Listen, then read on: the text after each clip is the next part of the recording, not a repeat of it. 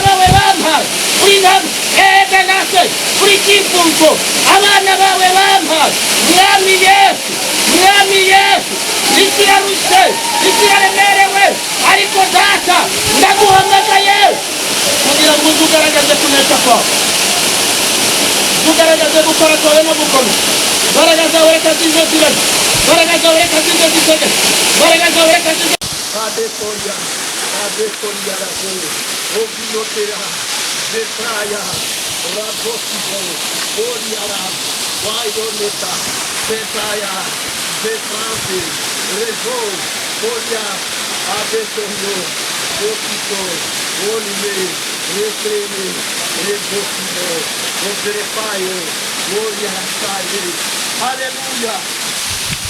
Yesu mwana w'intama w'Imana happy forever holy leserweya happy forever yo dela astade dele entenada Yesu ani muri ryariba ni kuri ryariba rya Yakobo ani omfukamye kubw'ibyifuzo by'abantu batandukanye mwami Yesu Kristo bari hirya no hino mu migabane itandukanye y'isi. Yesu ni wowe byose kubakumenye, ni wowe byose kubakwizera, ni wowe byose kubakwiringira. Ahangaha Yesu abambaye ibyifuzo bari muri Amerika, abari muri Canada, abari mu Bwongereza, abari mu Bubiligi, abari mu Bufaransa, abari Delance muri Asia, abari muri Australia, abari muri Finland, mwami Yesu, abari Mozambique, abari hano Kigali, abari Rusaka muri Zambia, abari hirya no hino, abari hano mu gihugu cy'u Rwanda, mwami Yesu, nazanye ibyifuzo bya buri umwe, nazanye ibyifuzo bya buri umwe, nazanye ibyifuzo by'itorero, nazanye ibyifuzo by'umurimo wawe. Ndi hano ngo nkore ubushake bwawe, ndi hano kugira ngo nkore ibyo ushaka. Yesu mwana w'intama w'Imana, eregurera, eregurakora, ereguratabara, erega wumva gusenga, ugira neza bakumenye, ugira neza bakwizeye, uri umurengezi wacu, uri data wa twese, uri byose. Yesu we, Yesu we, Yesu we, Yesu we, ngwino ugaragaze kunesha kwawe, ngwino ugaragaze imbaraga zawe, ngwino wiyerekane, iyerekane mwana, abababaye biyereke, abarushe baremerewe bigaragarize. Yesu Kristo w'i Nazareti, garagaza imbaraga zawe, garagaza gukora kwawe no gukomera. Ijambo ryawe ryaravuze ngo ndawaje gushaka ngabure kukubona. Yes, hari byinshi biruhije abagenzi, hari abagenzi bananiwe, hari abagenzi barushe, hari abasubiye inyuma, hari abacogoye. Yesu we, ongera wiyerekane, ongera wigaragaze, ongera wubaka imitima, ongera wubaka ubugingo bw'abagukunda kandi bakwizera. De la brevoston serweste gengere todela abrevarwa ya ason le lobrevoston serweste gengere todelwa.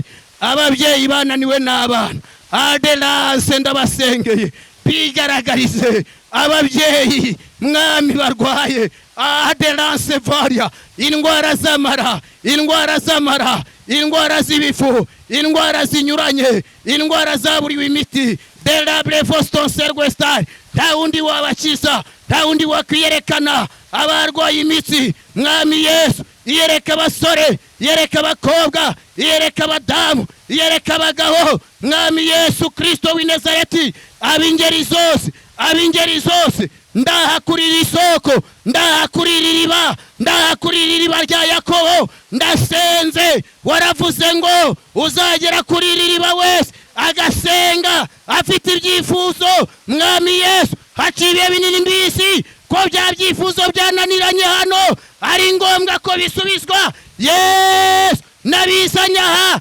nabizanyaha, nabizanyaha, nabizanyaha, nabizanyaha, nazanye mwami ibibazo bitandukanye, ibyifuzo by'ibihugu binyuranye, ibyifuzo by'iyi si, iyi si irarushe, iyi si iraremerewe, mwami Yesu garagaza kunesha kwawe, garagaza imbaraga zawe, reka basubiye inyuma bongere bakanguke. Yes, delable voston serwestar, abre vosto kentemed, labre voston serweya, abre to del westar, abrita de la, abre voston serwe, mebre vosto te, leta prai, waden, wedena, raprofo, lode vosto ken, nedalai, payonila, abre voston serweste gengere to de la. Ndasengera igihugu cyacu, ndasengera igihugu cyacu, ndasengera igihugu cy'u Rwanda, ndasengera inzego zose z'ubuyobozi bw'iki gihugu cyacu mu izina rya Yesu, ndasengera guverinoma y'u Rwanda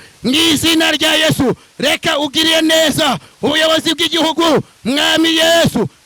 Turasenze kugira ngo Yesu uhe edelance rwe imbaraga, odelance, edelastiva, abreta bakumenye, igihugu cyacu kiba amahoro, kirindwe, kirwanirirwe nawe Yesu, garagaze kunesha kwawe, garagaza imbaraga zawe, mwami. Ndasengera, ndasengera igihugu cya Kenya, ndasengera igihugu cya Kenya, ndagarika imvururu, ndagarika imvururu mu izina rya Yesu. Nibyo warabigaragaje, ariko ndasenze kugira ngo Yesu delable voston serwestar, nyuma yari y'amatora ubwo Rebransefa wamaze kugaragaza delance n'uzayatsinda ari we Raila, nyagasani we ari we Raila Odinga, nyagasani ndasenze nyuma yari y'amatora ndagarika imvururu, ndagarika imvururu muri kiriya gihugu cya Kenya, ndananiza imbaraga z'abadayimoni, ndananiza imbaraga zose zahahagurukira kuhamena amaraso, izo mbaraga ndazisenye,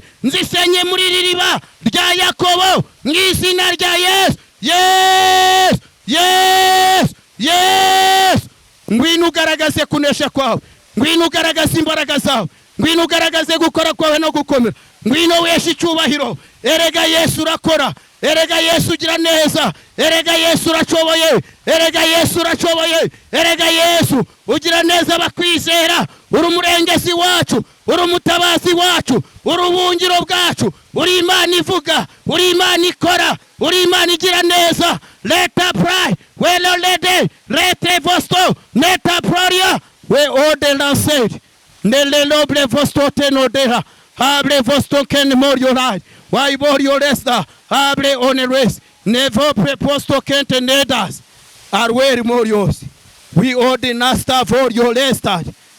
Harabanu, harabanu, dela avo oneres, harabanu muri hirya no hino ku isi mbonye Imana ikijije indwara z'imigongo, hari abantu muruhishwe n'indwara z'imigongo mbonye Imana ibakoraho, hari abantu bari bafite ibibazo birebana n'ubuhumekero mu bihaha mbonye abo bantu Imana ibiyereka.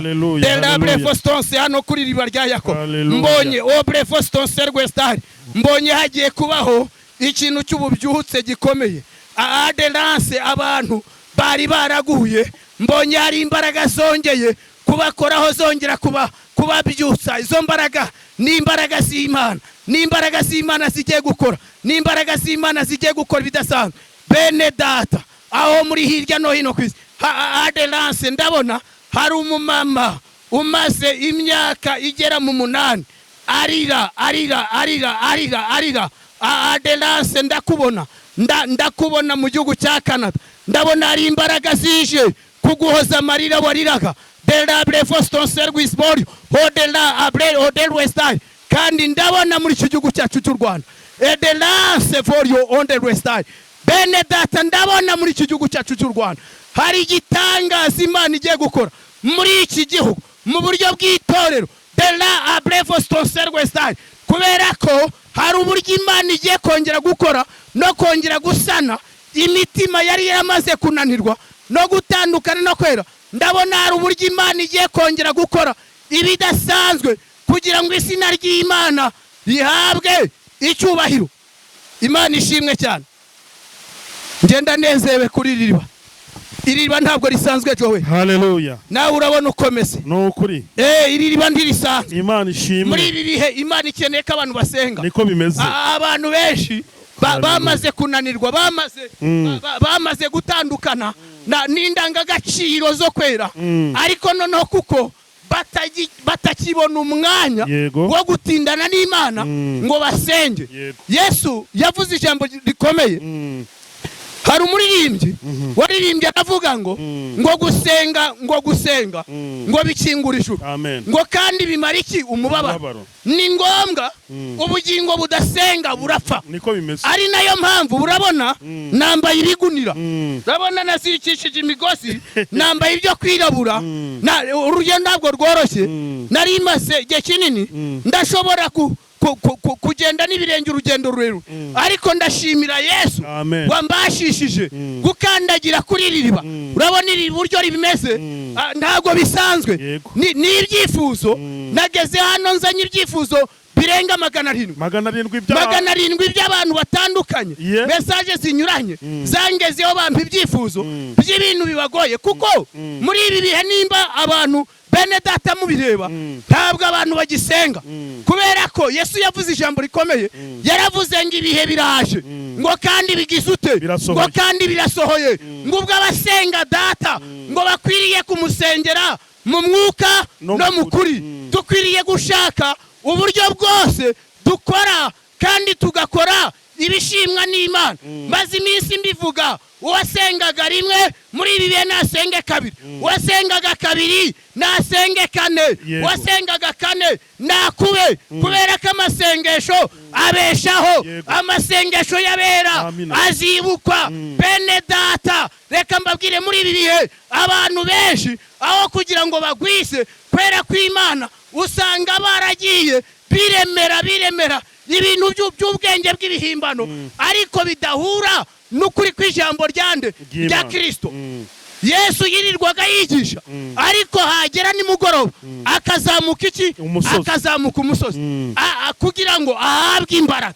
Rero twe nk'abakozi b'Imana njewe nka profete Enoch nazanye ibyifuzo bikomeye. Haleluya. Ariko ikinejeje n'uburyo Imana yamaze kumenyesha. Hari amakuru Imana yampaye. Imana yambwiye ngo ibyifuzo byose nazanya ababimbaye aho bari hirya no hino kwisi Imana yambwiye ngo ibyo byifuzije kubisubiza. Haleluya. Amen. Kandi harimo n'ikindi kintu gikomeye. Buriya narimo nsengera n'igihugu cya Kenya cyane. Numvisha uvuga ngo Imana yamaze kuvuga uzaba umuyobozi. Kiriya gihugu cya Kenya Imana yamaze kugiha ubuyobozi yamaze kugiha umuyobozi ukwiye. Imana abanyakenya hari uburyo Imana yabakunze yabashyiriyeho byarakozwe byamaze kubaho mu isi y'umwuka. Imana yamaze kubashyiriraho umuperezida witwa Raila Odinga. Ahubwo abanyakenya aho bari hose niwe uzaba perezida. Niwe uzaba perezida aya matora kubera haciye imyaka 3 ngenda muri kiriya gihugu ndimo nsengera iyo gahunda Imana yamaze kubikonfirima byararangiye. Ahubwo abanyakenya bo bakwiriye kubaho barimo barashimira iki Imana kubera ko Imana hari ibintu byinshi yamaze kwemera no gushyiraho muri gahunda. N'ubwa mbere byumvise ntabwo ari ubwa mbere byigeze nyine bigenda bisirikira bivugwa yuko hari profete witwa Enoch wavuze yuko Raila Odinga ari we uzaba perezida wa Kenya. Hashize imyaka ingahe? Haciye imyaka 3 ayo makuru ahari. ariko ni n'ibintu birazwi uwo niwe uzaba perezida w'igihugu cya Kenya. Ibyo rero ni ukuvuga ngo narimo senga mpagarika n'imvururu no kumeneka kw'amaraso bishobora kubaho nyuma y'iriya tariki y'Icyenda z'ukwezi kwa munani. Ariko icyanejeje n'uburyo Imana igiye kwiyereka bari abaturanyi bacu bo muri Kenya, Imana ikagenda ibagirira neza. Muri make rero ni byinshi dufite byo kuvuga bitewe n'imirimo y'Imana n'impamvu zikomeza Imana. Joel, mu by'ukuri ntago bisanzwe. None se Prophet, muri Kenya wenda kugira ngo bumve abumva igiswahili baze kumva yuko nabo wabingingiye Imana kugira ngo iziriya mvururu zazakurikira amatora, kuko nabyo ngira ngo mw'ubwo buhanuzi wari warabihanuye ko amatora ashobora kuzakurikirwa n'imvururu, ariko ubu ukaba ngo waje gusenga nyine uhagarika izo mvururu. Ushobora kubishyira no mu giswahili icyakuzanye kuri uyu musozi hano kuri iri riba rya Yakobo, kugira ngo bakeya bashobora kubyumva mu giswahili babe babasha kubyumva. Ya sisi ana shida, tunapasha kuongea Kiswahili ya kawaida, lakini Wakenya wote mahali wiko kwa ile nchi ya Kenya nataka niweleze sisi tu. Mimi Prophet Enoch ninamaliza miaka 3 niko kwa maombi, niko kuombea ile nchi ya Kenya. Wananchi wa Kenya ni lazima waendelee tu na kumshukuru Mungu, kwa sababu ni Mungu aliwachagulia mzee Raila Odinga aongoze ile nchi ya Kenya, kwa sababu ndiye yeye Mungu alichagua kwa tarehe ya 9 ya mwezi wa 8 ndiye yeye ataendelea kuongoza ile nchi ya Kenya. Sasa nilikuwa hapa kwa maombi ya kuvunja kila mipango yote ya shetani, kwa sababu shetani mgombezi yeye alikuwa nataka watu wengi wakutane na shida na vurugu mingi, kwa sababu ninamaliza hiyo miaka 3 kwa nchi ya Kenya, kwa sababu nilikanyaga kwa nchi kwa ajili ya maombi. Sasa nataka niweleze wa Kenya mahali muko kwa nchi yenu, muendelee na kumshukuru Mungu, kwa sababu ni Mungu aliwachagulia Raila Odinga awaongoze, na tena baada ya kuwaongoza, baada ya kumchagua, mtendelea na mani mingi, mtendelea tu na kuinuliwa na kubarikiwa. Mtaona milango mingi itafunguka kwa ile nchi yenu. Muendelee tu na shukrani, kwa sababu ni Mungu alichagua Raila Odinga awe president wenu kwa tarehe ya 9 mwezi ujao. Musiwe na shida, mshukuru Mungu, na nyi wote wa Kenya muendelee na kumshukuru Mungu. Ni Mungu alichagua Raila Odinga. Amen. Amen. Ndibaza ko ibyo byumvikanaho gatoya. Igiswahili cyacu ntago ari cyinshi, ariko Imana ishimwe ko ndatekereza ko bafite kubyumva. Numvishe mu byo wasengeyemo n'igihugu cy'u Rwanda, kandi nacyo ngira ngo mu minsi yatambutse cyangwa mu mezi yatambutse wavuze yuko Perezida w'u Rwanda Paul Kagame ari we Imana n'ubundi ikomeje guha inkoni y'ubushumba kugira ngo akomeze gutwara abanyarwanda, ndetse muri iyi minsi yabaze gutangaza yuko azongera kwiyamamariza muri manda yindi. Ubu none ikigezweho wumva uri gusengera ni igiki ku Rwanda? Ndi gusengera imitima y'abanyarwanda aho bari hose ku isi, kugira ngo bose bagire ibitekerezo by'Imana, kubera ko abanyarwanda bose aho bari mu Rwanda twagiye tugira ikibazo. Mu Rwanda abantu benshi ntago bashobora kumva ibintu kimwe kubera imitekerereze yabo, kuko burya hari ikintu kimwe nabonye, amaso yose y'abantu ntabwo ashobora kureba umwami kimwe. Ariko mu byo maze iminsi ndimo ndasengera, kuba yarashoboye kwemera kuzongera kwiyamamaza, ni Imana ubwayo yakoze ku mutima we, inamwemeza ko ari ngombwa gukomeza nyine izo nshingano, kuko n'ubushake bw'Imana. Kandi nta nubwo abantu bose bashobora kuba abayobozi, nta nubwo abantu bose bashobora kuba abaperezida. Perezida Kagame nka perezida wacu Imana nyine iracyamushyigikiye. Cyo ndimo nsengera ni umwaka w'ibihumbi 2024. Ahubwo numva iminsi irimo iratinda kugira ngo nubundi akomeze inshingano ze, ariko nanone haracyari indi myuka ibicaracara y'abantu bagifite imyumvire ishaje iva kuri Satani. Bo baba bahari ari abantu bahari babarwanya gahunda n'ubushake bw'Imana, ariko muri ibyo byose mu byanzanye na hano ndimo nsengera igihugu cyanjye. Ibyo byose nabisenyeye hano kuri iri riba rya Yakobo. Ibyo byose Imana yamaze kumenyesha, hari amakuru yandi nahawe. Nabwiwe ngo nta gisibya, nta cyabaho, nta n'ikizabaho kizakuraho ko perezida wacu Paul Kagame akomeza kuyobora mu bihumbi 2024. Rero ndashaka kumenyesha abantu bose batari bamenya gahunda y'Imana ku Rwanda ko u Rwanda rufite Imana, kandi none runinjiye mu gihe cyo gukomeza kugendera ku masezerano.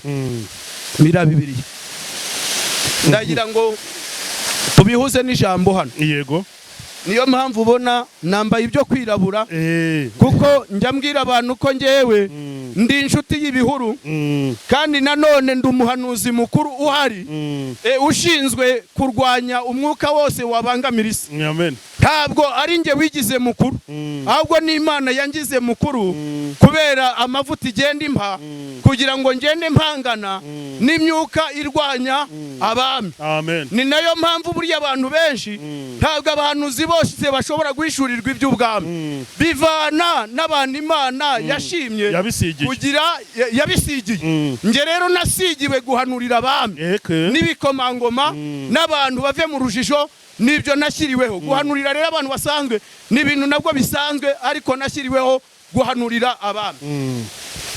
Ndagira ngo tubihuze n'uyu murongo uraha bene data.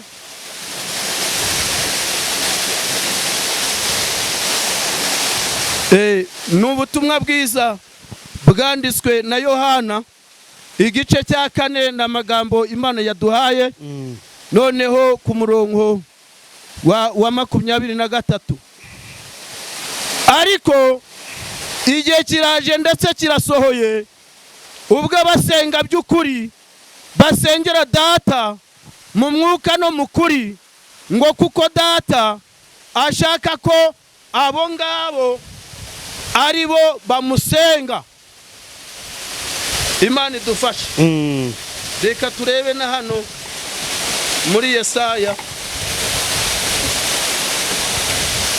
igice cya 61.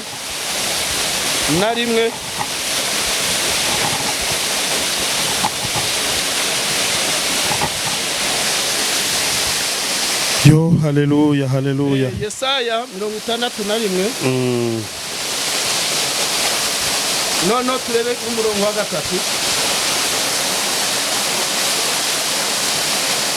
Byanditswe byera biravuga ngo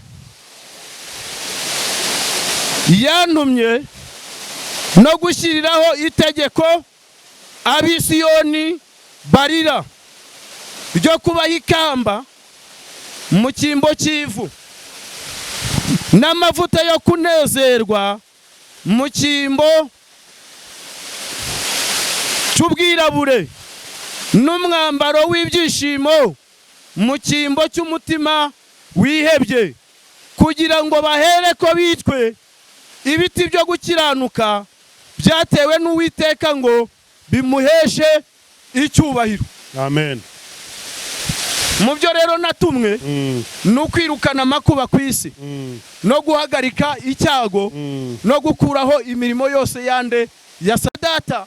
Inshuti z'umusaraba aho muri hose ku isi, ni murusheho kwikomeza ku Mana, mushake Imana, mukore ubushake bwayo, mugendane nayo, mwicisha bugufi, mwanga ibyaha, mwanga ubugome, mwihane kandi mwite ku butumwa bwiza bwa Kristo, kuko icyatumye Yesu aza akemera gupfa, akemera kubambwa, akemera guterwa imisumari, akemera guterwa icumu mu rubavu, nukugira ngo nge nawe turonke iki? Ubugingo buhoraho. Rero dusenge twegere Imana dusenge kandi tube maso, twirinde amajwi yose ya Satani, twirinde urusaku, dukora ubushake bw'Imana kugira ngo Imana yacu ibashe gukora ibyo yadusezeranije. Imana yo mu ijuru nibampera umugisha, Imana yo mu ijuru nibiteho cyane. Numva rero n'ubundi twasoza n'ubundi dusenga. Ongera usengere ibyifuzo by'abantu bitandukanye.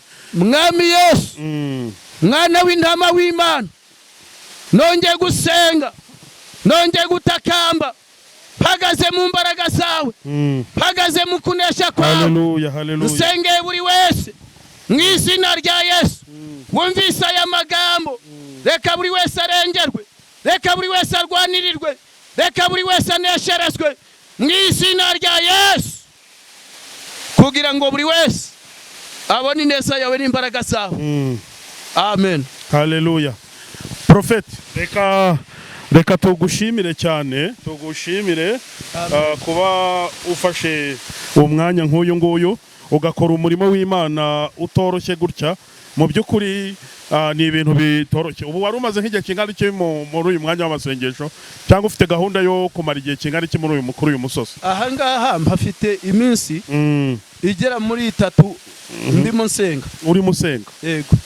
None se wavuze ngo wazanye ibyifuzo by'abantu 700 na 700, umuntu utabyumva ashobora kwibaza 700 gute? Bari hirya no hino ku isi baba baguhaye nabanyandikiye bampaye ibyifuzo, kandi nagombaga kubizana hano nyine nta kindi. Wagombaga kubizana? Yego. Mu Rwanda dufite ahantu henshi ho gusengera, ariko hano kuri riba rya Yakobo ni afite igisobanuro gikomeye.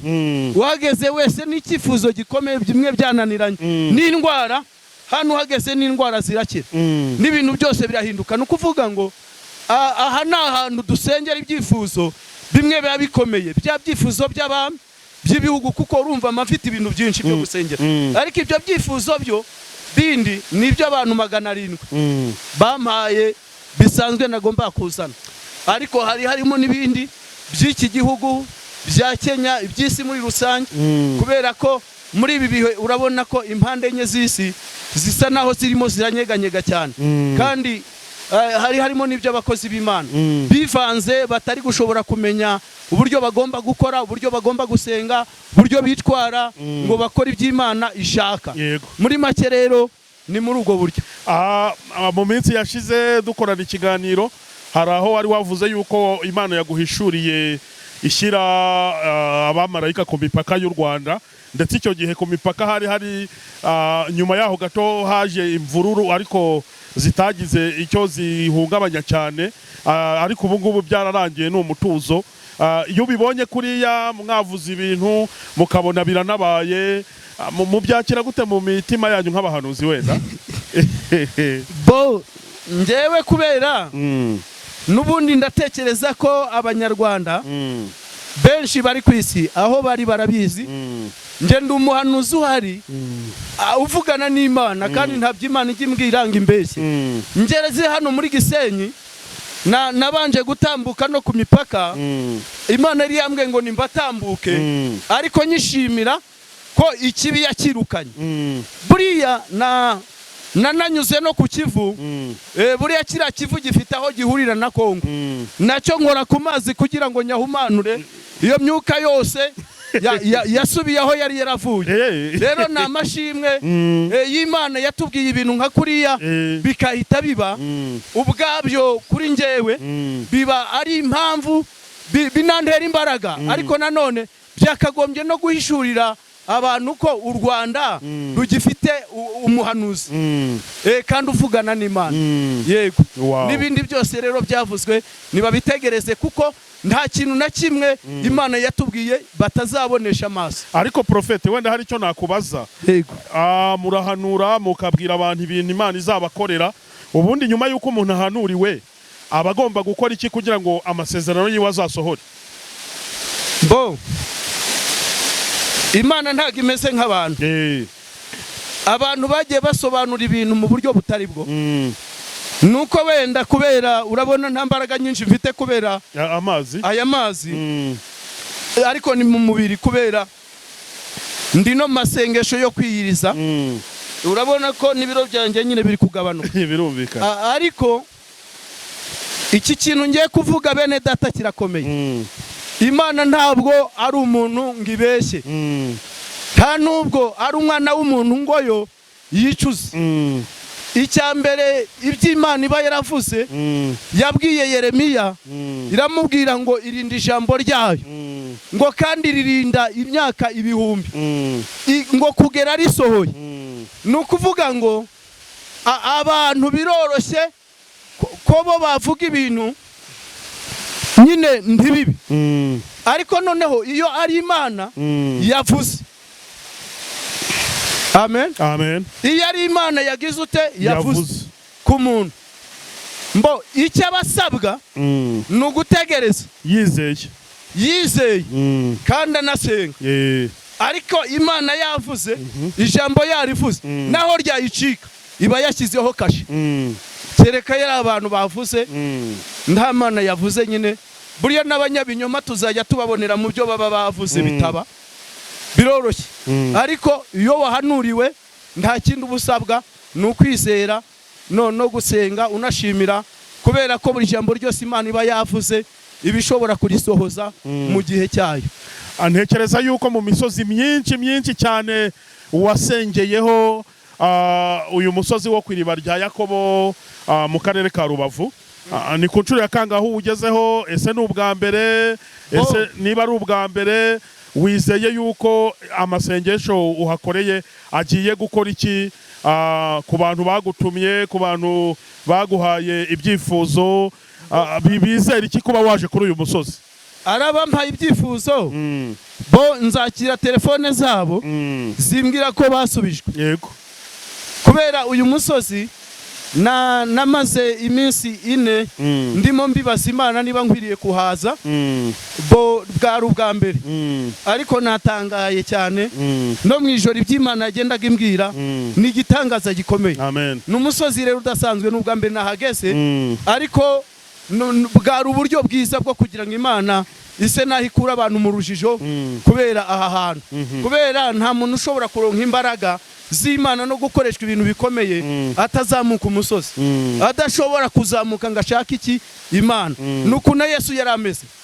Rero ndahamagarira ahubwo abantu birirwa bicaye mu biro hirya no hino baraho ngaho batazamuka umusozi ngo banihire intama batakambe ndabahamagarira kuva mu biro bazamuka imisozi bongere basenge bashaka Imana yongere ikore kuko Imana yaravuze mu migani ngo ikunda abantu bayikunda ngo kandi abantu bayishakana umwete abo bantu jowe barayibona. Amen. Rero nje ndumva nezerewe cyane ndumva muri nje hari ibintu byinshi byahindutse kandi noneho nanezerewe kubera ko Imana nageze aha ngaha numva amakuru ava ku Mana y'ibintu byose nari nikoreye abantu bari bampaye binyuranye by'ibyifuzo n'iby'isi bisanzwe ibyo byose hari uburyo Imana ije gukomeza kugira ute gukora no kwiyerekana. Amina. Ariko igikomeye kandi dukwiriye no gukomeza gushimira Imana buriya nagiye mvugana n'abantu benshi navuganye n'abantu bo muri Kongo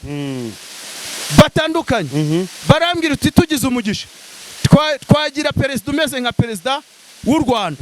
Navuganye n'abantu bari muri Nigeria mu gihe cyashize barwandi tugize umugisha twabona perezida umeze nka perezida w'u Rwanda. Abanyarwanda mwese aho muri hose kwisi ndagira ngo mbasabe ngo muhore mushimira Imana kubera umuyobozi muri iki gihe Imana yabahaye mubishimira Imana kandi mubishimira Imana kuko n'inkoni y'ubutware nibyo iracyari mu maboko ye yo kutuyobora. Amen. Kandi ahari arindwe. Amen. Tugana ku musozo w'aya masengesho cyangwa wo w'iki gikorwa hari abantu bashobora kubitekereza ukundi ati kubera iki bagiye gusenga bakajyana kamera ariko ndagira nsobanurira abantu batandukanye bari hirya no hino ku isi bakurikira Iyobokamana TV baba baduhaye ibyifuzo ngo tubasengere.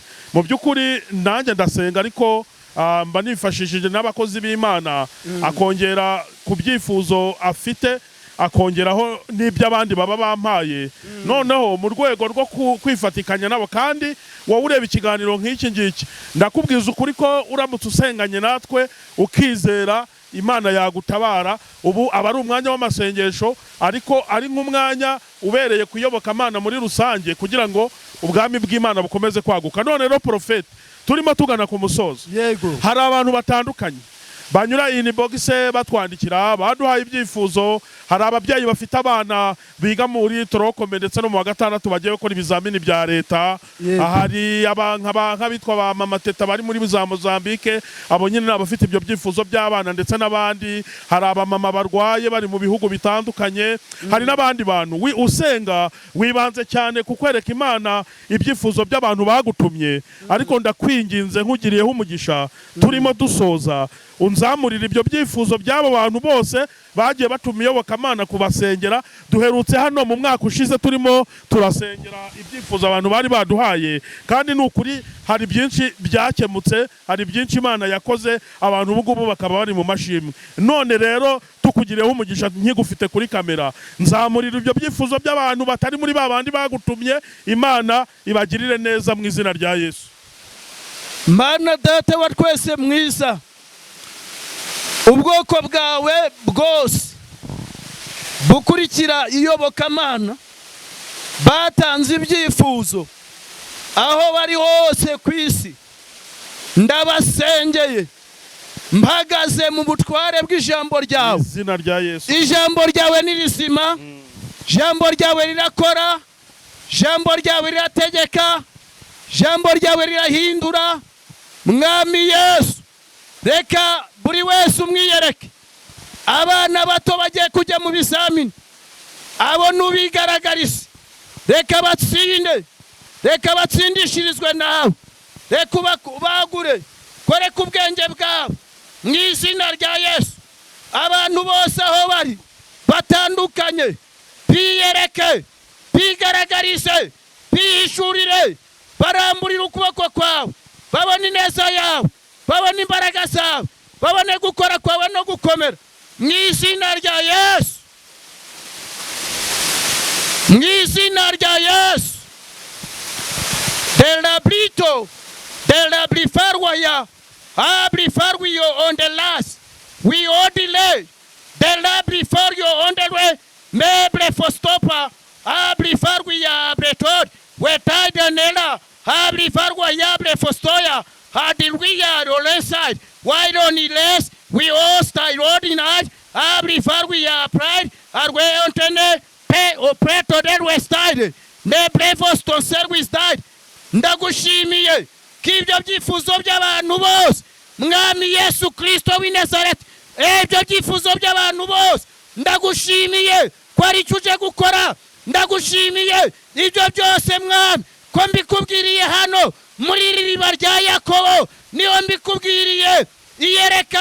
Yerekane kuri buri wese, yerekane kuri buri umwe, yerekane mu bakobwa, yerekane mu bagabo, yerekane mu babyeyi, yerekane mu basore, yerekane mu bana. Garagaza imbaraga zawe, garagaza gukora kwawe, garagaza gukomera kwawe mu izina rya Yesu. Imbaraga zawe zireme, imbaraga zawe zitegeke, imbaraga zawe zihindure. Haleluya. Bella bretoda abrefostoy nedalai bella brai dela delostide and the western serwestide. Nuhabwa icyubahiro kubera yuko uruwera, nuhabwa icyubahiro kubera ko umurengezi wacu kandi wumvise gusenga, kandi Yesu garagaje gukora kwawe no gukomera kubera yuko uruwera kandi atawera nkawe. Mu izina rya Yesu tubisabye umwami wacu Yesu, amen. Amen. Profeta reka tugushimire cyane kuba witangiye abantu b'Imana gutya. Nukuri Imana idakiranirwa ngo yibagirwe imirimo abera b'Imana bayikorera, iguhereza umugisha cyane. Kandi nkunda kubwira abantu ngo nutagwa isari ntabwo uzabura kubona umusaruro wo kuba waremeye umuhamagaro w'Imana ukayikorera. Nukuri iguhereza umugisha cyane, kandi abajyana na Yesu gutabara abandi nibo bajya bagabana umugisha w'Imana. amen Amen. urakoze cyane Joel Imana igumugisha nawe yego Amen. hari abantu bashobora gushaka kukuvugisha nimero zawe zanditse ahangaho ku kiganiro baraba bazibona mu buryo butandukanye. Imana ikomeze yigereka abantu bayo kandi tusenze tubyizeye yuko itazabura kugirira neza ubwoko bw'Imana mu izina rya Yesu Kristo. Amen. Amen. Shalom, shalom.